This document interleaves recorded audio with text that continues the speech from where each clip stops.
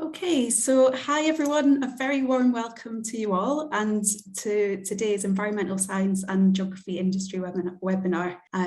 So just a quick introduction from me, my name's Rhona, I'm Placements Coordinator within the Careers Service Placement Team. And today I'm joined by Krzysztof Dabrowski from the Environment Agency, Heather Alner of Habitat for Humanity International and Tim Saxon from the Civil Service. So just a little overview of how today's webinar is going to run. In the first half, we'll have each of our guests just go through a short presentation. They'll tell you a little bit more about who they are, what they do, and how their degree has prepared them for their careers. And then after that, we'll have half an hour for questions and answers. Okay, so without too much further ado, I am going to pass over to Heather Alner, who's the Resource Development Director of Habitat for Humanity International. Thank you, Rhona. So yes, my name's Heather, and as Rhona mentioned, I work for an international housing charity called Habitat for Humanity. But as you can see on the screen, I graduated from the university that hopefully all of you will end up going to, Newcastle University. And I studied geography back in 1993, so it's 29 years ago. It's probably 3 of the best years of my life. So if you can get there and do it, then fantastic, really, really great experience. And I was the first generation of my family to go to university. My parents didn't go. My brother and I did, and it was difficult. My parents, I think, really had to sacrifice a lot to get us to get to university, but it's definitely helped me with my career 100%. So I'm really glad that I did it. So about me, so I have a family, as I mentioned. So I've got a son who's 20 and a daughter who's 17, and there's my husband and 2 little dogs. We live in Surrey, so look kind of close-ish to Heathrow and west of London. But I've only been living here for the last 8-9 months, because until then I was abroad pretty much after leaving university. So you can see the bottom right, time abroad. I was out of England for 28 years doing various jobs I'll tell you about in a little bit. So as Rhona said, my job is the Resource Development Director. It's kind of a posh word. Basically, I fundraise, I bring in money for the programs that we do around the world. And the region I cover is Europe, Middle East and Africa. So as long as I've got a rich person or a rich company in that location, I can go and approach them and ask them to give us money, which is what I do. And I'll tell you again a bit about my job a little bit later. And then hobbies, you see there an airplane, absolutely love traveling, always have done since I was tiny. Love having friends over for dinner, love running and exercise. And there's a few more, but they're my ones that I really love. And I love my job. I almost consider it a hobby because I really love it. So yeah, so that's a little bit about me, and I'm 51 years old. I don't know, probably similar age to your parents, I would think. So then my time at uni. So first thing, maybe just to quickly mention, which isn't time at uni necessarily, but I did take a gap year out. So I did my A-levels, and I got my place at Newcastle, and then I deferred, and I took a year out. So you can see top left, that's an ambulance. And I went to Israel, to Jerusalem, and I volunteered on the ambulance service that's called the Star of David. Again, David Dom, really enjoyed it. I don't know if you would be doing a year off if you've already got your sort of like place now. But if any time you choose to do a year off in the future, I highly recommend it. I met 10 people there who were all from England. We all went to Israel together. We all volunteered on the ambulance service, and it was amazing. And I'm still friends with them today. So that was good, and it really did help me when I got to uni, because I'd lived away from home already for a year in a different country even. So yeah, and it gave me a lot of really good experience as well. Yeah, and I did a couple of part-time jobs. As I said, I was the first generation to go from my family, and so we didn't have an awful lot of money. So I worked at a pub, which you may or may not go to if you end up going to Newcastle University, called the Crown Posada, which is fantastic. It's a tiny pub, very well known for good ale and beer. There was always a special beer every single night, and every week it changed. I also worked for an organization called MenCap, which was helping sort of mentally ill people. So that just brought in a little bit of extra money. And there was time to do that in the first 2 years. By the final year, my 3rd year, I didn't work anymore. There just wasn't the time. At least I didn't find I could fit it in and study. Then bottom left, I also, and I think it still exists, the geography department at the time had the Expedition Society within it. And both my summers at university, I went to Nigeria on an expedition. And the picture there that you see is a pit latrine. So I was doing human geography. I focus a lot on human geography, and that was really my love. And I was looking at how do you help people in countries across Africa or Latin America or Asia where they're very, very poor. How do you help them live a decent life? And obviously sanitation is quite key, because if you don't have it, good sanitation, you get really sick quite quickly. So I was looking at pit latrines, and I did my dissertation as well on that. So the 4 of us went both summers, and we had to raise money. So we raised money locally throughout Newcastle to be able to pay for the flights and the costs and everything. But it was fantastic. Again, if anybody loves that kind of thing, I highly recommend it once you get to Newcastle. And then fun, honestly, as I said, it's one of the best 3 years of my life. I really enjoyed it, and you will have fun, and you'll meet some amazing people and amazing lecturers and professors whilst you're there. And the photo there of 3, so I'm at the front, and the other 2 are friends that went to Newcastle University with me. And that photo was taken on Sunday. So 29 years later, we're still friends. So you will probably meet, some really good friends at university. Neither of those 2 did geography. So the one on the right did social studies, and on the left did Spanish and Portuguese, because you will mix with others whilst you're there from other departments. So yeah, lifelong friends, fantastic. And then for me, bottom right, you see career relevant. It was incredibly relevant to what I'm doing now. In terms of housing, and obviously the dissertation I did in Nigeria was all about development and helping people have a decent life in countries where they're very poor. So yeah, so actually after graduating from Newcastle, I really wanted to go back to Africa, to Nigeria, but the funding didn't come through, so I had a year free. So from 93, when I graduated, to 94, I wasn't able to go like I had wanted to Nigeria, and I went to my professor at the geography department and asked him, what am I going to do? The funding hasn't come through, and it wasn't very much because I was volunteering over there, but they were going to cover my flight and accommodation in the country in Nigeria. And they said, you know what, there's a fantastic opportunity so that school there, top left, is actually in a country called Slovakia, Bratislava. And that is actually where I've spent most of my life until very, very recently, until I came back to the UK last year. And I was an English teacher, and again, loved it. Really enjoyed it. It built some teaching skills, confidence about presenting. I had to do school plans about the lessons, and so actually I really did enjoy it, and it was a good, even though it wasn't very relevant to what I'd studied, it was really good experience. Again, living in a very different part of the world, so that's Central and Eastern Europe, very different. And at that point, the history was really interesting. Communism had just collapsed. So it was a really interesting time to be there. So then I finally did go to a place called Uzakoli Leprosy Center in Nigeria, where I worked and did some work on health education, looking at how you can help families to prevent themselves getting sick from leprosy. Really interesting, and doing some mapping around, I don't know if you do GIS, if anyone has done that, geography information systems, looking at where the disease was spreading and how it was spreading, etc. So that was really interesting. Then I went back to Slovakia, because I then met my who became my first husband at the secondary, when I was in Slovakia. So I worked for UNICEF in Slovakia, and again, very relevant to what I'd studied. I'd studied development and helping others, and UNICEF does that for children around the world. And I was again fundraising then on that job, which was fantastic. Then went to work for the Foundation for Civil Society, also in Slovakia, for 3 years. That was democracy building. So again, totally different, but I was still fundraising, and the skills of fundraising were still the same. I was just fundraising for something else, more democracy building. And then the strange piece, and this is an important piece for you all to know about, is I then moved to become the Chief Financial Officer for DHL, which is a courier company that some of you may know. And I did that for like 7 years.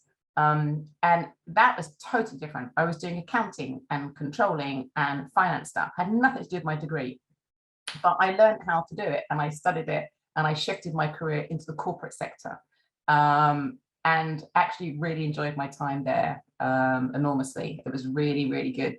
Totally different things. I needed totally different skills, but I managed to transition over. Wasn't easy, but I did.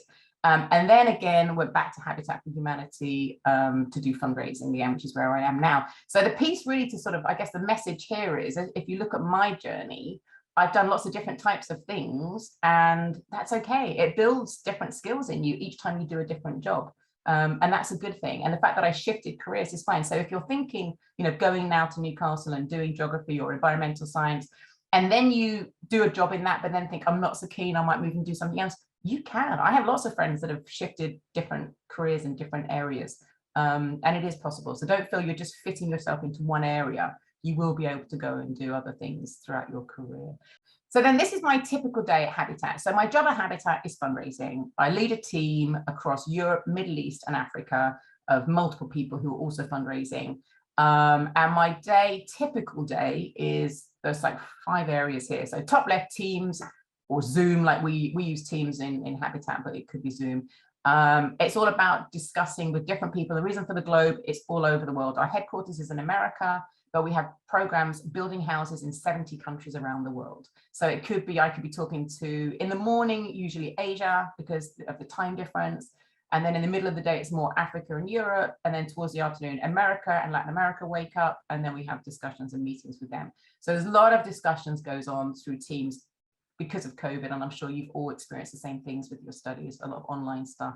Less so now, travel has started to pick up again, but for a long time it was all on Teams. And then bottom left, that's me traveling around. That's what happens when I go and visit a donor. So for example, we have donors. One of our donors I met last Friday in Amsterdam is IKEA. I guess you all know IKEA, the store, and they have a foundation that gives out money to organizations like Habitat, and they're fantastic.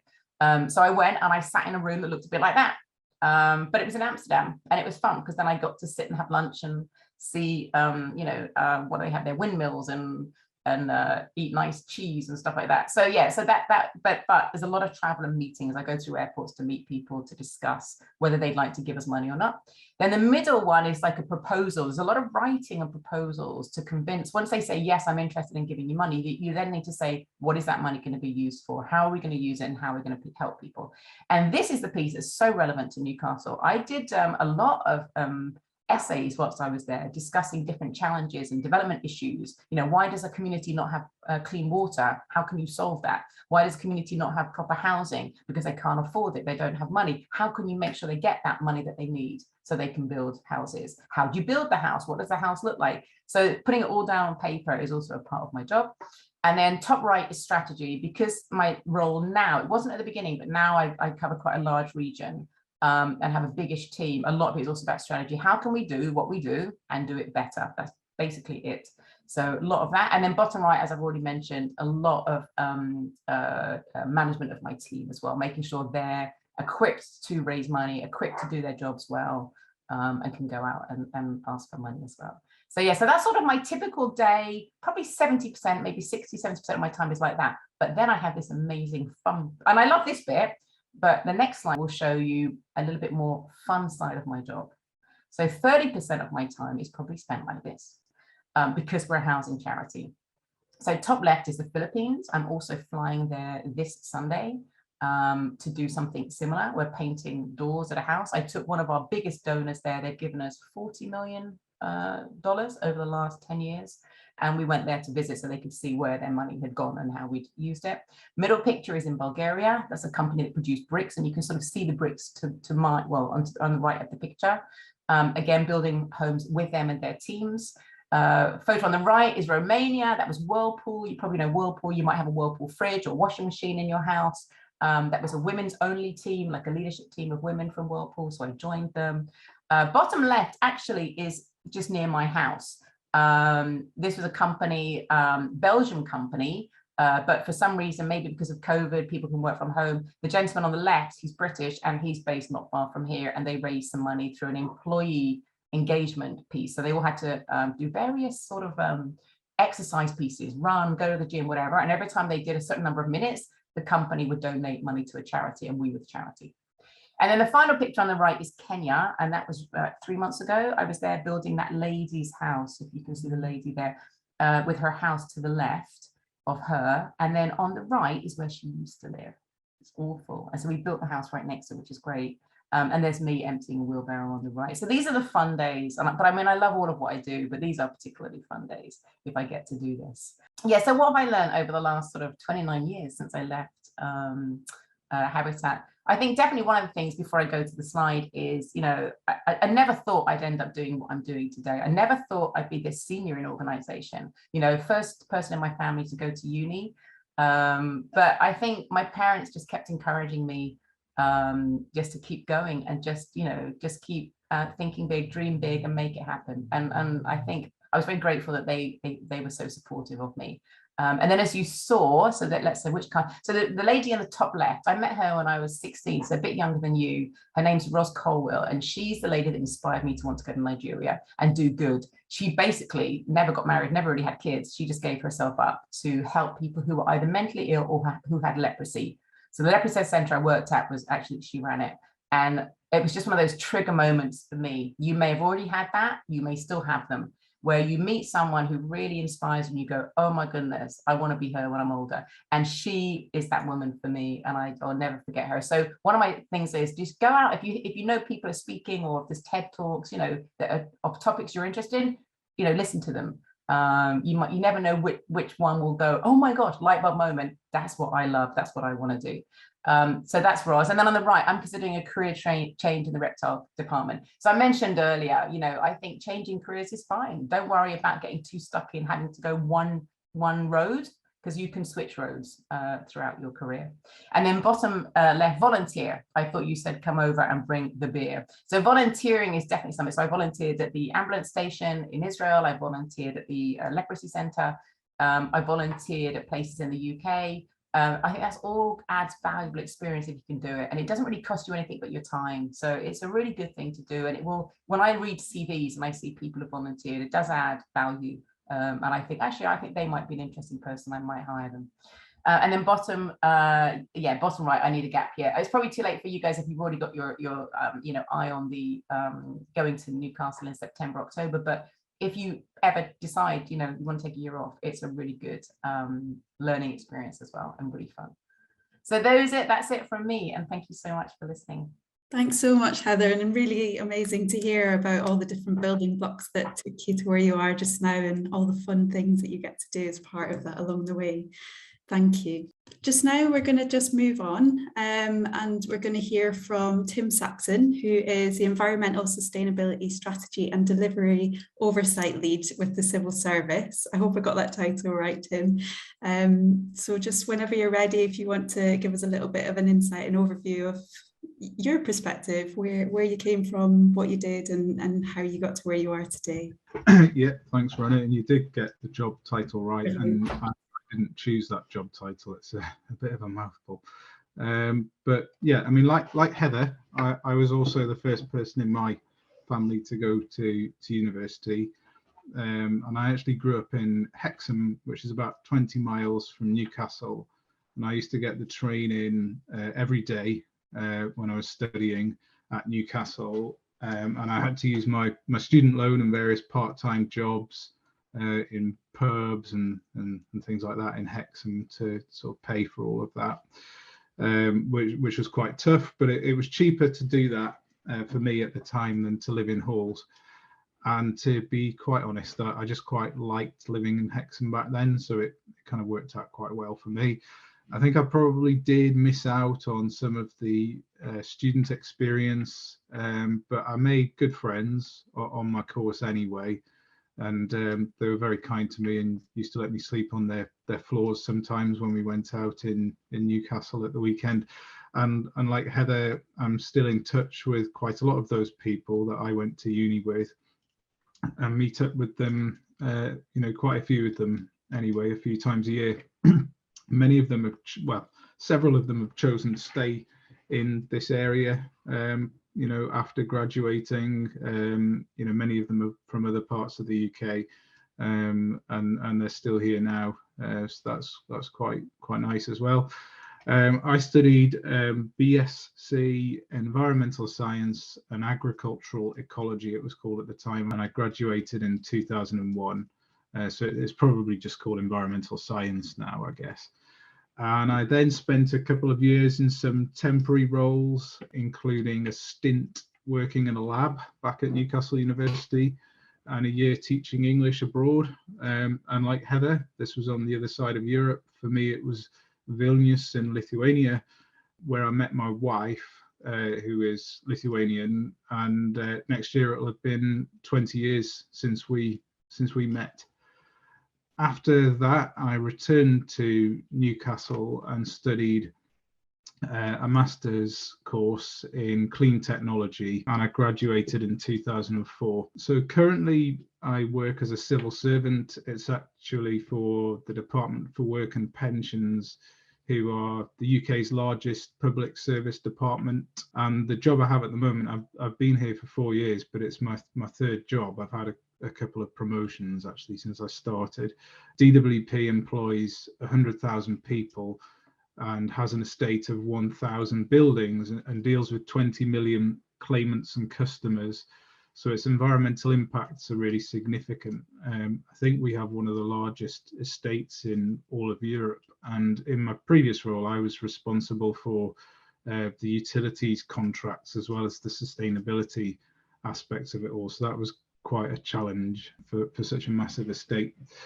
I've worked in sustainability since graduating, really. So after I finished that master's course, I spent a year abroad, again in Lithuania actually, mainly working on environmental impact assessments within a Danish consulting firm. So that was really interesting actually, and I got to meet a lot of interesting people both within Vilnius itself, but also I had to go to Copenhagen sometimes, and they're a really big consulting firm in Scandinavia and the Baltics.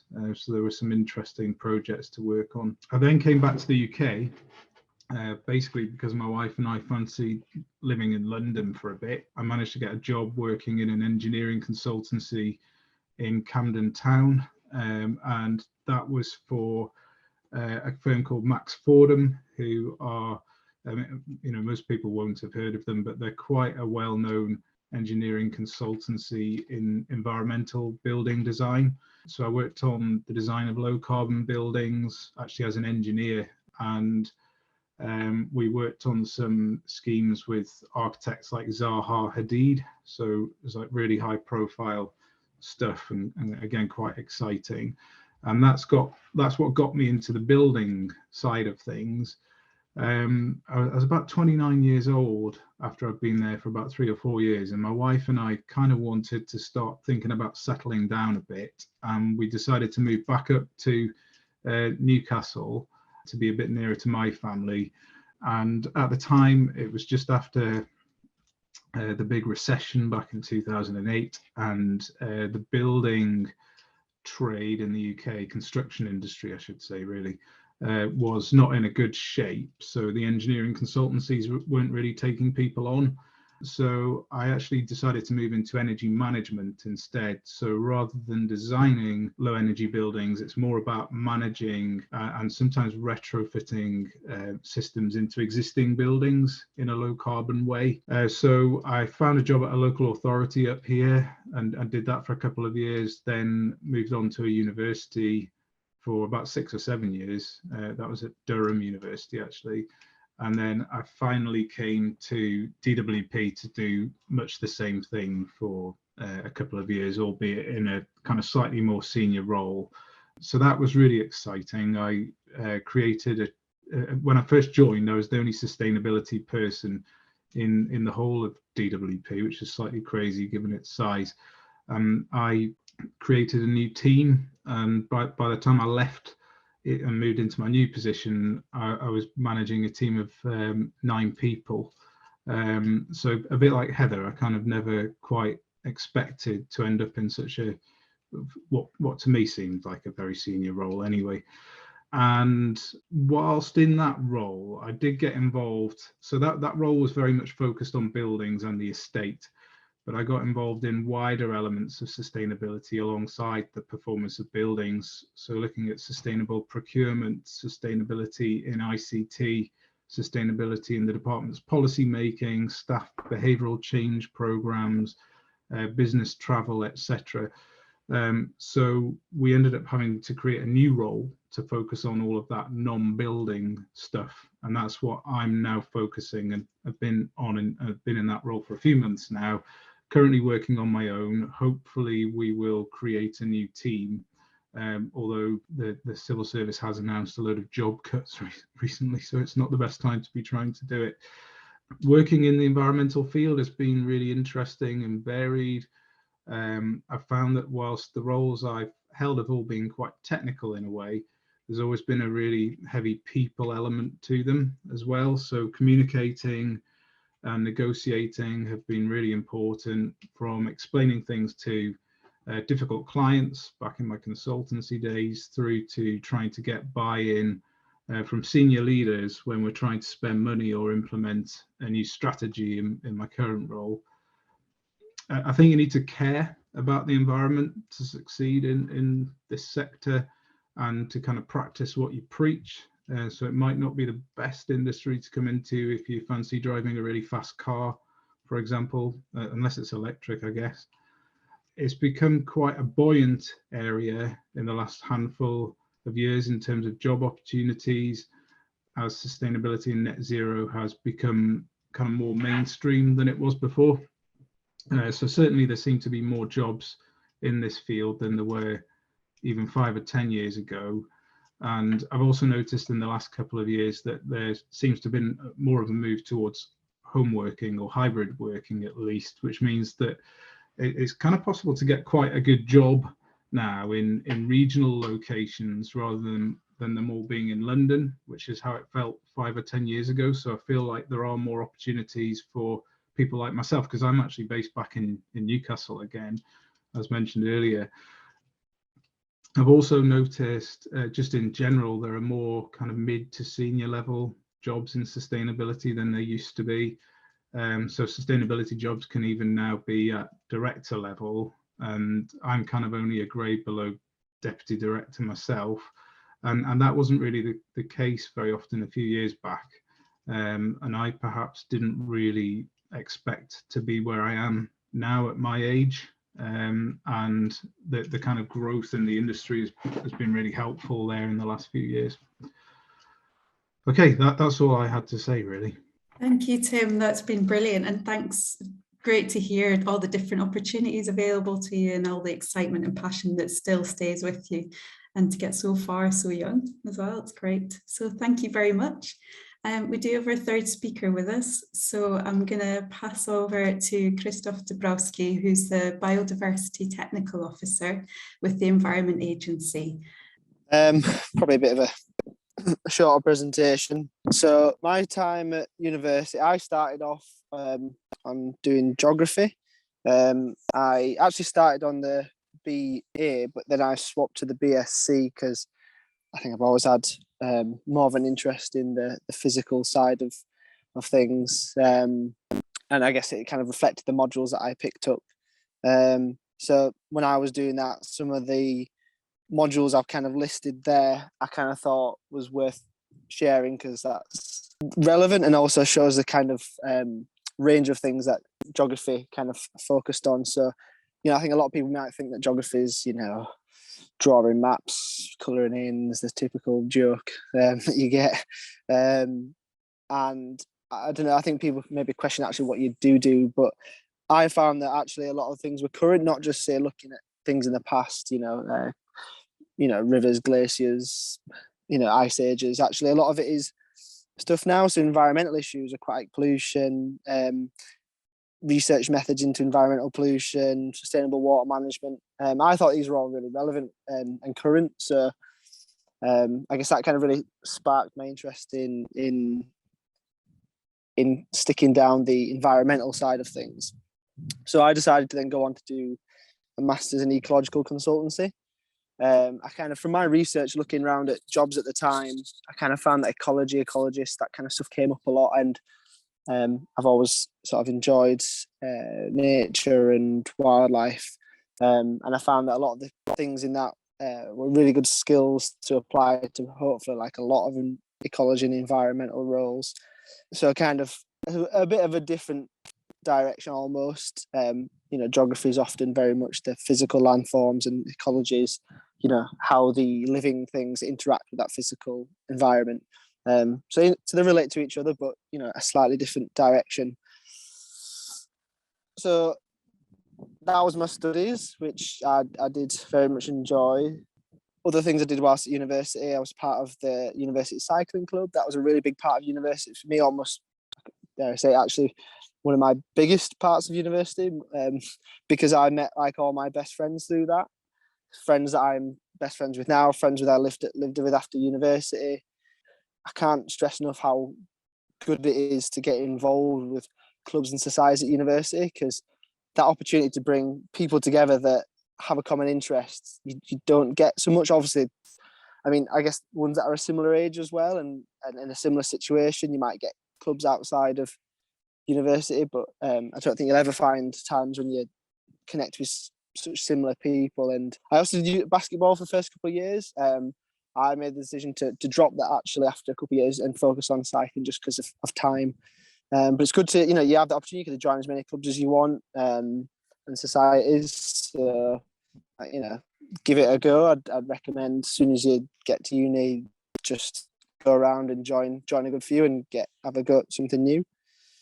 So whilst at university as well, I had a part-time job. Actually, first year I worked at Curry's on Northumberland High Street, and then after that, in my second to fourth year, I was a student ambassador. So a lot of that was actually on campus. So when, say, such as yourselves would come visit the university, we would, help out, do talks. We'd be there to talk to you about things, that kind of stuff.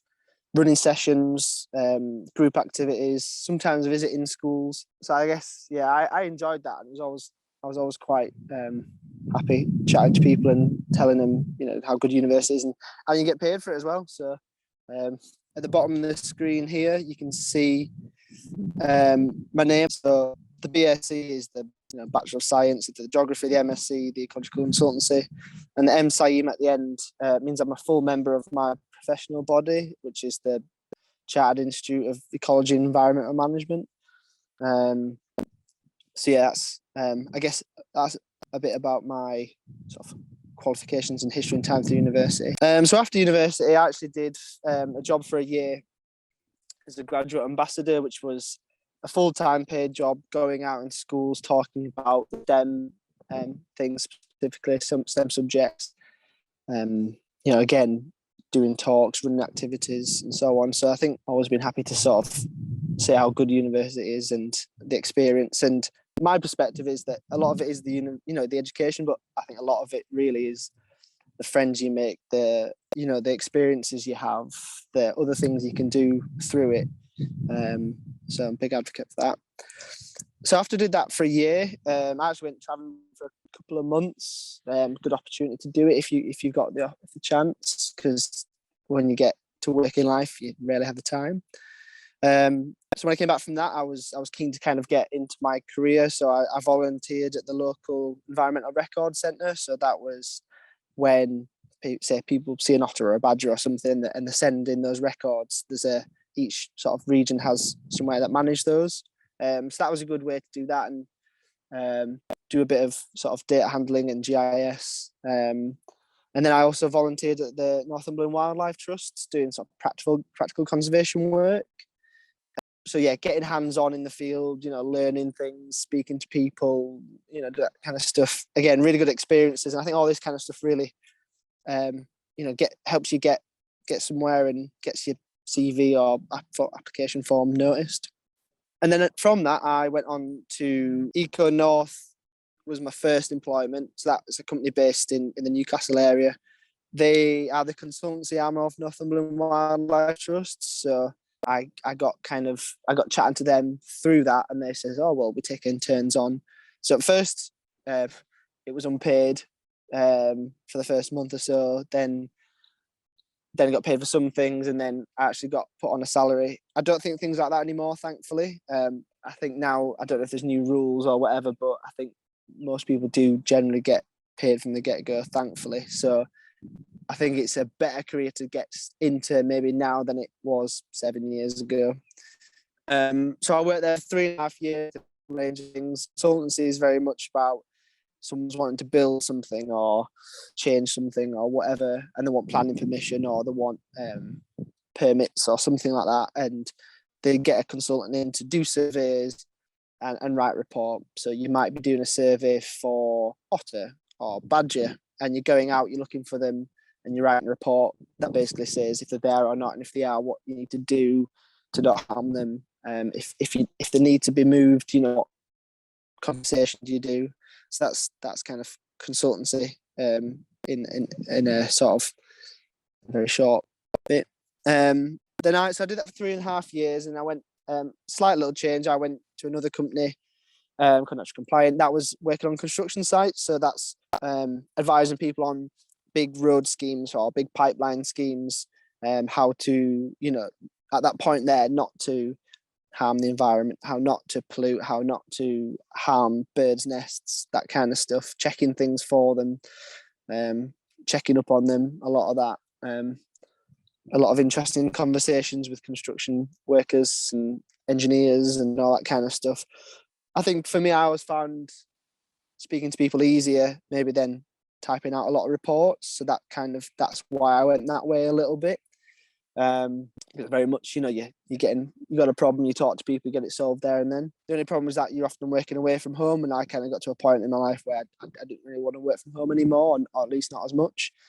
So I left there and came to the Environment Agency, where I am now, as a Biodiversity Technical Officer. So that basically means I advise on all sorts of things to do with ecology and the environment, both internally and externally.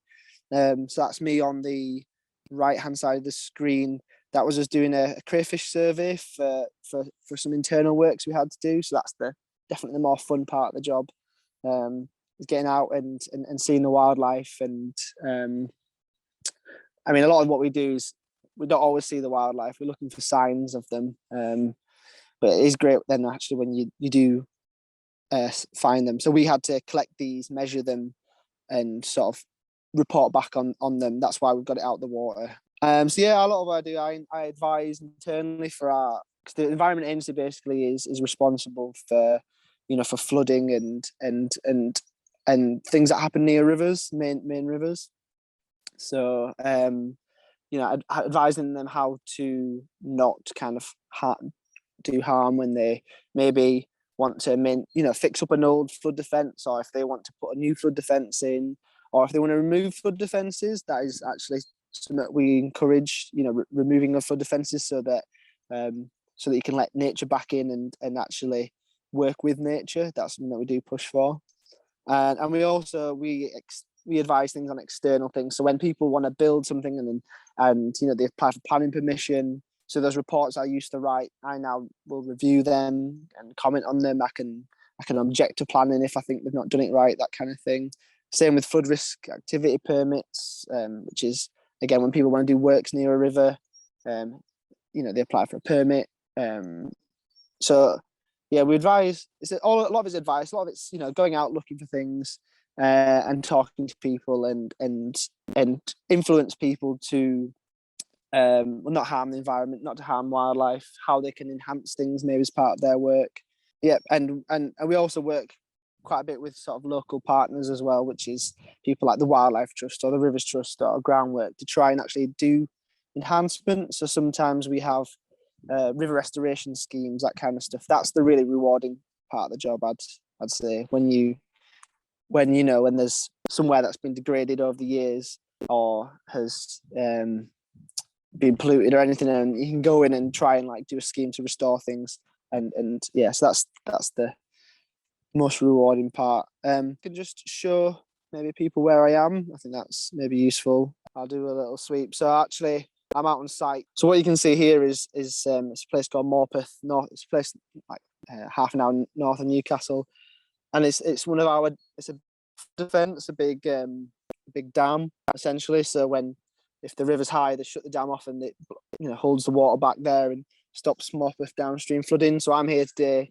because I want to do some repair works, checking some camera traps that we'd put out to see if there's any otters using all the stones, riprap, big boulders, stuff down there, because they're protected from disturbance. So just an example, a live example of some work that we do, and it is very nice to be outside on a day like today. Thank you so much, Krzysztof. That's brilliant. It's been so nice to hear from all of you and to hear about all the different and great work you're doing, but also just to see where all your different where this degree and where your different opportunities have taken you, and all the interesting things that you've been able to do with it. So thank you all for that. I'm going to just now go and move into a little bit of a question and answer section. So obviously you've all come from a very different sort of trajectory, you've taken different routes, and it's been amazing to hear how you've all used the experiences that you've had through different societies and different part-time work and volunteering to help use those building blocks to work out what it is you like, what you don't like, do all that in a safe environment and to kind of follow your interests. I guess the first big question, and one that I'd like to kind of be a big takeaway for people, is just considering your time at university and your own career, what would be your one bit of advice that you'd like to share with our partner students? Big question, but it's one I'd love each of you to answer if you can, just to be kind of your main takeaway. Krzysztof, do you want to go first, just while you're unmuted? I guess always seizing opportunities when things come about. You know, do your best to get involved with anything and everything that you can, that you have time for and have the energy for. You don't have time and energy for everything. But if things come about, you know, volunteering, or if someone says, do you want to just help us with this for a day or whatever, I think it's good to have quite a yes attitude, because you never know who you'll meet and what things will come about. You know, for example, the second job I just got chatting to someone at a conference, and then a year or two later, I was looking for a new job, and I remembered him saying about, oh, you know, they're looking for people with these skills, and I thought, wow, yeah. So I give him an email or a phone call or something, I can't remember, and he said, oh yeah, I can offer you a job. So yeah, just get yourself out there. Brilliant, thank you. Heather, do you want to jump in? Yeah, so it's a really easy question for me to answer. I would say do something you're passionate about. If you love what you do, you will really go far in it, because that will just come out, and you will always go the extra mile because you love what you're doing. Yeah, so be passionate, you know, do something you're passionate about and do something you enjoy if you can. I think the only thing I can think of to add to those thoughts, which are probably both things that I would have potentially thought of myself as well, would be to kind of have a little bit of faith in yourself, and you know, be confident to the best of your abilities, that you know, things will work out if you work hard, and do what you want to do. It's daunting, isn't it? And I remember graduating and not really knowing what on earth I wanted to do, and there didn't seem to be many opportunities, and I applied for scores of jobs literally before I was you know, given a job, and it all worked out quite well. You know, it's exciting really if you treat it in that way. And I think it's also about being flexible, and yeah, in terms of what you go into in as a first job, and where you work, etc., in terms of location. Brilliant, thank you so much, and I appreciate all that insight and honesty from you all. So really good question about how does the private sector work compared to working in the public sector or charities? Heather, I can see you. Yeah, I can, because I did do both. I spent about 7-8 years in the private. Well, money, it definitely paid better at that time. Having said that, now that my position is relatively senior, pretty senior in the organization, and my salary is really good, but that's only been the last few years. So that's one thing. Second thing for me is I really enjoyed my corporate work, but I found it more of a job. I didn't get very passionate about trying to make some Germans, because it was owned by Germans, DHL at that time, more money. It didn't excite me. So I would say, but I learned so much about, I would say they're very accountable. The corporate sector, you cannot not meet a deadline. You cannot not do your job. You must hit your KPIs, key performance indicators. They're very strict on that. And I would say maybe in the charity sector is a little bit looser, not quite as accountable. I'm not saying that's a good thing, but that is just, but I'm glad I did the corporate sector role, because it has made me very accountable in my charity job. Thank you, Heather, that's really good. So I'll just keep moving on. I have another question that asks, are there still lots of jobs in ecology? Yeah, for sure. There's quite a boom at the moment, and actually a skills shortage, which is strange because many years before it didn't really feel like that. But there's a lot of change in legislation and that kind of stuff. So the Environment Act is a big one that's will come into power, I think, at the end of 2023. That stipulates that developments must meet a net gain, and there's a lot of work that goes into assessing that and proving that. And I think a lot of, I guess there's a lot of, you need people who've got quite a lot of experience, and at the moment there's kind of a lack of that. So I think there is plenty of work around. I think I've heard a lot of people, companies are struggling to get people in. So that's how things are now. Obviously things can change. The private sector, for example, is very much is led by what's maybe happening in the economy and so on. So if things are being built, if roads are being built, if the government's spending money, if people are building houses, that really keeps that afloat. If you hit downtimes, recessions, whatever, economic crashes, whatever, then that work can dry up. So I think that's something where, back to the previous question, what's private versus public like? I think you have more security in the public sector, hopefully, unless they cut a lot of the civil servant jobs. But yeah, the pay is definitely less, but the work is very different. I guess, different stresses, a lot less actually stress in public sector. Like the thing about the deadlines, there's a lot more flexibility in the public sector, private less. Thanks, Krzysztof. That's great. And interesting how these can all feed into each other, right? It's nice to have like an honest account of that. It's really easy to kind of think of it as there's no jobs out there, or you have to choose one direction. It's not the case. And Heather, you're a perfect example of that, where you can explore each avenue and explore your interests and likes and dislikes. So thinking on to that, when and what made you realise what job it was you wanted to do after university, or did you happen to fall into the role? I can have a go at that one. I think I probably did fall into the role a little bit. I'm not somebody who has plans, for my own life and my own career particularly. Rightly or wrongly, that's just not the way I think. I definitely wanted to use my degree. I did teach English for a while, but I didn't want that to be a permanent thing. And I wanted to use my degree and do something environmental or sustainability related. So I suppose that was a plan. But in terms of exactly what I wanted to do, I did fall into it. I just applied for jobs and went for interviews, sometimes several interviews, and on one or two occasions was offered a few quite differing roles, and then chose the role that seemed most interesting to me at the time. So it might not be the best method, but it seems to have worked okay so far. It does echo what everyone has said about grabbing opportunities, though, and you just don't know what opportunity is going to come your way. You might get offered a job that sparks your interest. You might do a module that you didn't expect to like.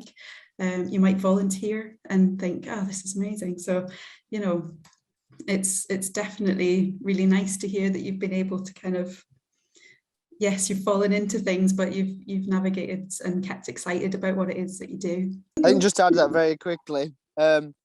I think, say like I'm at the Environment Agency now, there's a lot of opportunity to move sideways into different roles.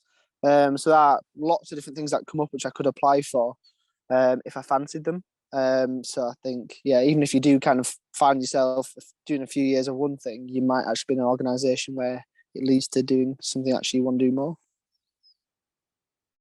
Yeah, great. Thank you, Krzysztof. So I've actually got a couple for Heather. So first of all, what was your favourite project to be a part of?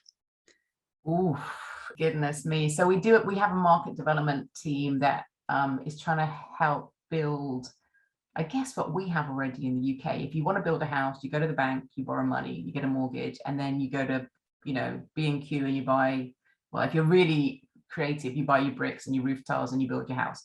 In very poor countries, that doesn't really exist for the poor. And one of our programs that we're running across the world is helping the markets work for the poor. And it's a very sustainable program because we're working with small businesses that are building bricks or roof tiles or whatever. And then we're working with small banks to enable them to lend money to some of the poorest families around the world. But if we succeed, and we have succeeded quite a bit in this program, you'll find that families can then, it's available for every single family, and we don't have to necessarily always come in and help them directly. It's a hard program to explain in a few minutes, but it's driving the markets to be available to the poor is something that really excites me, and it's quite a sophisticated program, but it can reach scale. But all of them, I mean, the photos, if you saw the photos of me, whoever, those that were on, amazing, volunteering around the world. But yeah, probably Africa still has a big place in my heart, and Asia.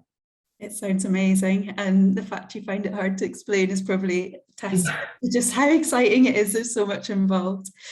Second question for you, Heather, is what was your balance between work and non-work ideal after graduating Newcastle University? A lot of my jobs were jobs that I just loved. So I probably don't necessarily do the average time. I probably do work a little bit more than most, but I love it and I don't see it as a job.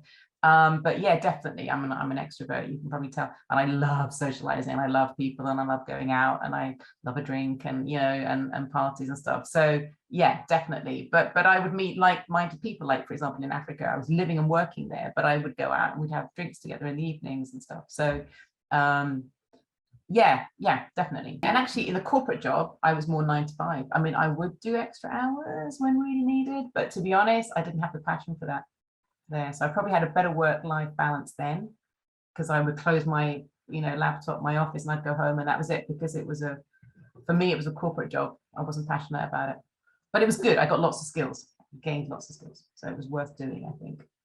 Wonderful, thank you so much. So one slightly more general one, anyone can pick this up. This is, what skills from geography do you actively use in your current job?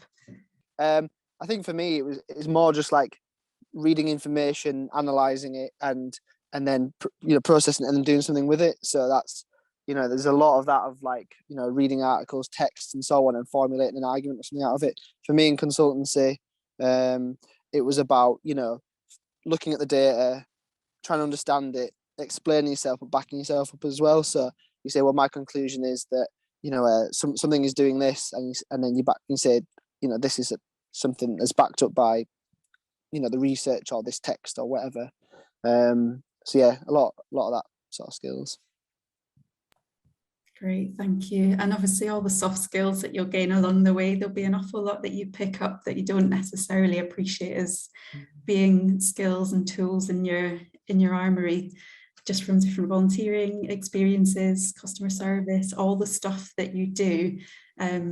Just a shout out, the career service will help you kind of navigate all of that, and how to write about it, and how to make sure that you make the most of all of that, because you'll be doing an awful lot even just in your time at university, and how to use all those transferable skills that you get from your degree. But also, bar jobs, I worked in Costa for 10 years, and that's one of the main things that helped me get a lot of the jobs I've got, just from the resilience and the bits that come along with that. So nice to hear about the geography specific bits though, because you want to know that you're going to be using those as well in your opportunities ahead.